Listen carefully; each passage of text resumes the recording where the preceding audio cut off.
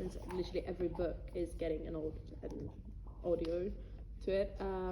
How do you really get into that market? Like, you keep recording and you keep sending stuff.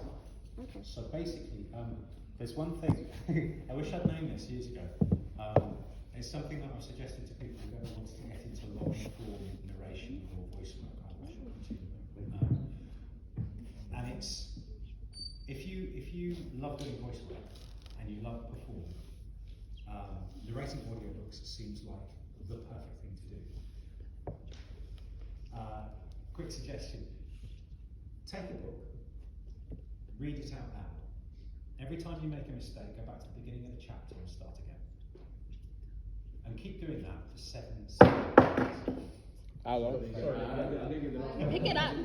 How long? Keep doing that for 7 days. Alright? And if you still feel like reading a book at the end of that 7 days, you're probably ready to do audiobooks. Wow, really? It's the amount of work that goes into doing an audiobook is quite a lot, and you do have to spend a long time working on it. It's great fun, hugely rewarding, but also quite isolating. You don't necessarily get to work with lots of people, but you're right. As far as voice work is concerned, it is a huge employer. Audible, Script, people like that. There's so much work out there. Lots of publishers are doing audio work. It's not hugely well paid.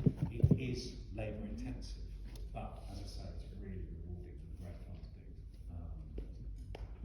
But be aware, this is something that's going to be quite fun.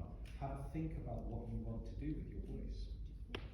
Really seriously think about what you want. Do you want to do animated stuff? Do you want to do documentaries? Do you want to make films and narrate films? Do you want to do children's animation? Do you want to do video game animation? Do you want there are so many different things that you can look at. Do you want to do promos? Do you want to do adverts? Do you want to do information films? Do you want to do education films? That literally anything that can be voiced needs a voice artist to do it. As much as every voice artist out there would like to be able to do everything, literally from video games to documentaries with David Attenborough to books to film narration, your type of voice and your desire to do it will dictate the kind of things that you should be looking at. And even within promos and adverts, you'd never get my voice, for example, on an army advert.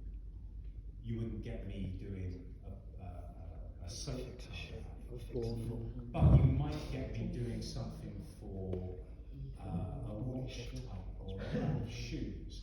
So your voice, I know, I've got to be really, really about what I'm actually employable as a voice artist. So that, I'm perfectly happy to take the piss out of myself in terms of that, because it's true, you have to know what your voice can do, which is part of the reason why it's so important and why I was doing the exercises before. When you get to know your voice and feel comfortable with your voice, you're better able to put your voice forward for what you would like to be able to do with it, and better able to control it so that you can characterize, so that you can do